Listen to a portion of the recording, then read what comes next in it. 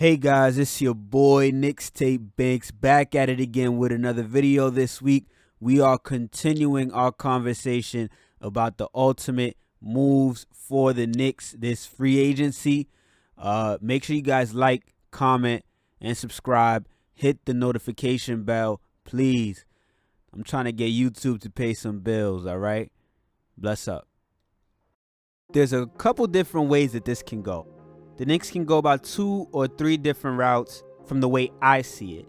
The Knicks can look to trade cap space for assets, or they can look to pick up some marquee free agents, just not any big names per se, just some guys that can be plugged in and immediately make some impact. The Knicks can look to do a mixture of both. So when you look at what's out there right now, okay, with the whole COVID situation, the NBA lost a lot of money. Viewership is down because even though this has been a really dope playoffs, like there's been a lot of unexpected things happening, but the problem is when you have no fans, like no actual fans out there, it changes the experience. Also, ticket sales. Ticket sales make a huge revenue for these teams. So without a foreseeable future in ticket sales for a little while, the cap probably stays the same. And even if the cap stays the same or goes down, it doesn't matter because a lot of these owners are affected by this anyway. Because like I said, even if whatever investments it is that got them to the level where they can afford these teams doesn't get affected by COVID, the fact that there's less revenue coming from these teams, like in general, will affect them anyway. So they're not going to be willing to take on a bunch of luxury tax in order to be semi-competitive, you know? So you have to look towards teams that are maybe small markets, and you say, that's a good player right there, but, you guys are not getting over the hump. We'll take him on for you guys, right? You look at a guy like Kelly Oubre. Kelly Oubre, he's nice, all right? He can play defense. He's athletic. He can attack the rim, and he can hit some threes. A great transition player. He's a good piece next to RJ, right? 3-and-D guy with some athleticism. These are the kind of players that you can probably pick up without giving away too many assets, simply because teams want to clear some cap space. You can also look towards teams that are looking to clear some cap space, and maybe they give you a veteran player and some draft picks or some young guys. This is like the Chris Paul trade rumors that have been going around for some time. The Knicks trade Julius Randle and something else and get back, Chris Paul and another young guy like Jeremy Grant, or maybe some draft picks, because the Thunder have a lot of draft picks. But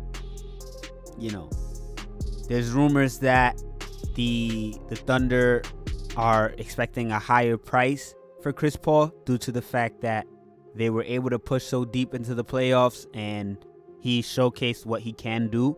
So maybe you just facilitate a trade. Teams like Milwaukee are going to want a guy like Chris Paul, right? But they have no cap space. So now who do they go to? They're going to have to come to the Knicks.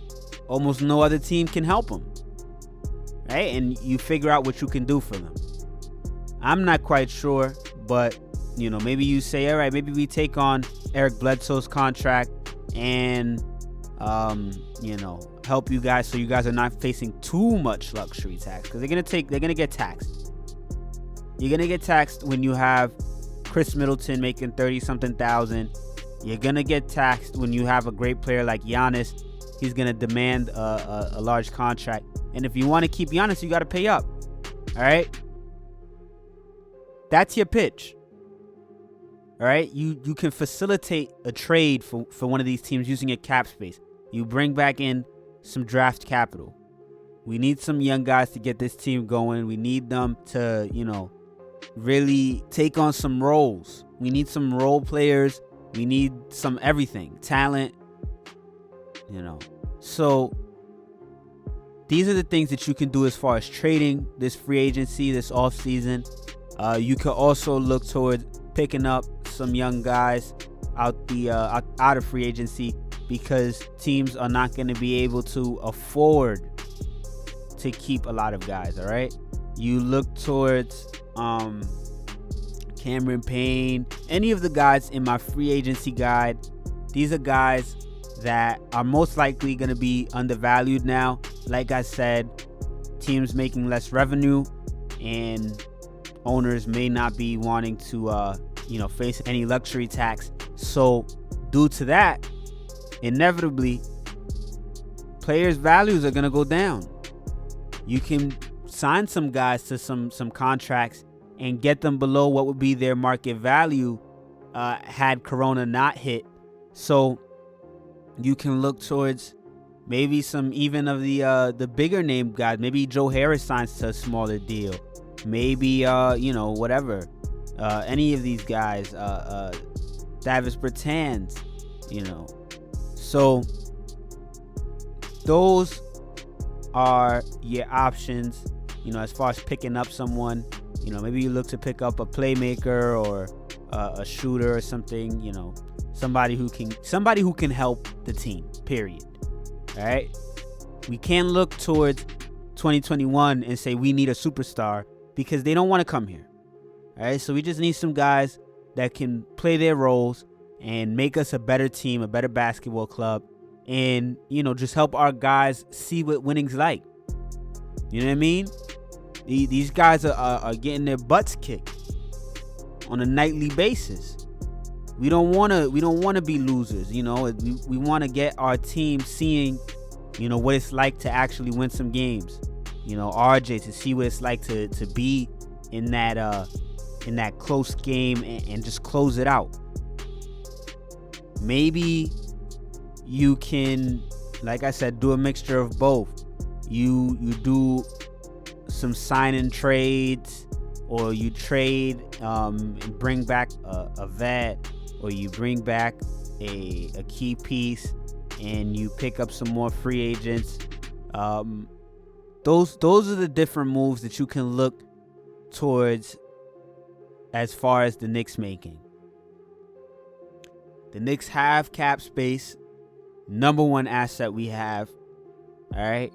We have some players that they might decide is expendable, much to our detriment, So it's just about bringing back in the most that we can, because we have a lot of guys who realistically probably won't even make teams' rotations. Teams that are competing and are competitive. We have some guys here that are, end of the rotation players. We have a lot of draft picks in the next couple years. So we have to commit to our rebuild. You keep, look at Miami. I know a lot of you guys want to keep tanking and look towards the draft, or look towards the next draft, or look towards next year's free agency. But look at Miami. They didn't tank. They have a culture. They look towards maintaining a winning team. Even in the years that they weren't necessarily winning, they put out the best team that they can. And you got some guys that respect that. And now look at them. Guys, make sure you like, comment, and subscribe. Hit the thumbs up button, please. Helps out the algorithm. Make sure you click that notification bell just so you can get notified whenever I post. Bless up.